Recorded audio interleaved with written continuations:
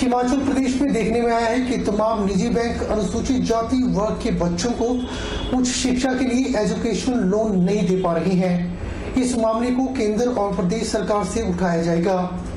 यह खुलासा हिमाचल प्रदेश अनुसूचित जाति आयोग के अध्यक्ष वीरेंद्र कश्यप ने रामपुर में आयोजित पत्रकार वार्ता के दौरान किया। हिमाचल प्रदेश अनुसूचित जाति आयोग के अध्यक्ष वीरेंद्र कश्यप ने कहा कि हिमाचल प्रदेश में जनजातीय क्षेत्रों में एट्रोसिटी एक्ट जाति आधार पर लगाने का प्रावधान हो। एट्रोसिटी के मामलों में पुलिस 3 घंटे के भीतर मामला दर्ज करे। देरी होने पर संबंधित जिला के पुलिस प्रमुख जवाब तलब करें। उन्होंने कहा कि अनुसूचित जाति के छात्र जो ऋण लेकर उच्च शिक्षा प्राप्त करना चाहते हैं, उन्हें तमाम निजी बैंक हिमाचल प्रदेश में ऋण नहीं दे रही है, जबकि संविधान निर्माता डॉक्टर भीमराव अंबेडकर ने संविधान में सभी को समान शिक्षा का प्रावधान किया था। सरकारों के द्वारा भी उच्च शिक्षा के लिए ऋण की व्यवस्था बैंकों से की गई है, लेकिन निजी बैंक बिल्कुल भी अनुसूचित जाति के बच्चों को शिक्षा के लिए ऋण नहीं दे रही हैं। उन्होंने कहा कि आने वाले दिनों में हम इस बात को लेकर केंद्र तक जाएंगे और संबंधित मंत्रालय से भी इस बात को उठाया जाएगा। उन्होंने इसी मुद्दे पर हिमाचल प्रदेश के शिक्षा सचिव, उच्च शिक्षा निदेशक व हिमाचल प्रदेश के बैंकों के कोऑर्डिनेटर उनको भी अपने कार्यालय में तलब कर बैठक की थी और केंद्र और प्रदेश सरकार की एजुकेशन पॉलिसी क्या है यह जानने का प्रयास किया।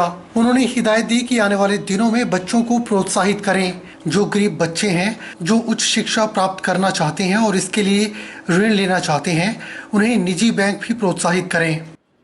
और आने वाले दिनों में अभी हम इसको केंद्र तक इस बात को लेकर जाएंगे और जो मंत्रालय है उनसे भी इस बात को कहेंगे और प्रदेश सरकार से भी हमने इसके बारे में बात की है।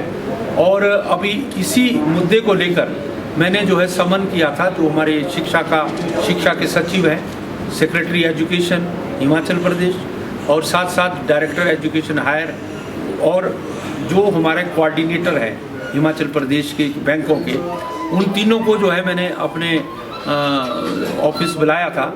तो उनसे एक ये एजुकेशन लोन की क्या पॉलिसी है सरकार की, केंद्र की या हमारे प्रदेश की, उसको जानने का प्रयास किया कमीशन ने और उनको हिदायत दी कि आने वाले दिनों में बच्चों को एनकरेज करें ताकि वो जो गरीब बच्चे हैं जो अपनी उच्च शिक्षा के लिए जो है वो पैसा नहीं लगा सकते हैं, उनको उचित ऋण जो है वो हमारे प्राइवेट बैंक्स भी दें। इसलिए हम ये सोचते हैं कि ये मामला बहुत गंभीर है। आने वाले दिनों में हमने कोशिश की है कमीशन के माध्यम से कि वो कम से कम एक साल में कम से कम एक बच्चे को तो जो है ऋण दें, जो प्राइवेट बैंक।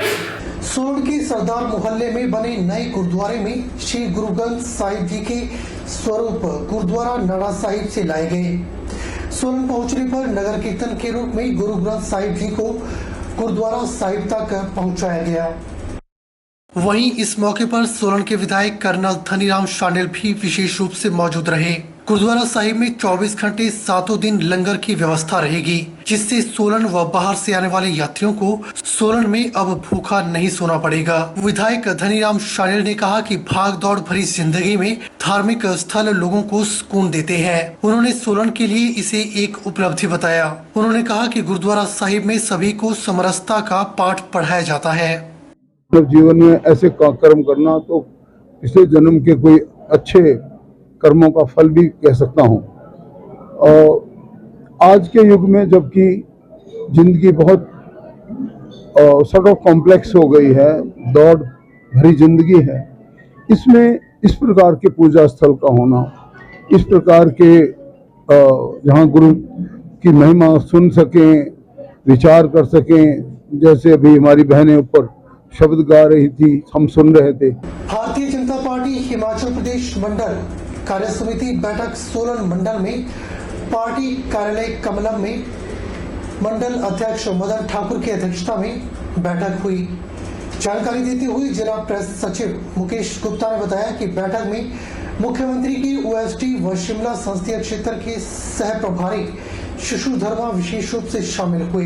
बैठक में महिला मोर्चा की प्रदेशाध्यक्ष रश्मिधर सूद, कुमारी शीरा, रविंद्र परिहार, मोर्चों प्रकोष्ठों समितियों के पदाधिकारियों के साथ अन्य पदाधिकारी भी मौजूद रहे।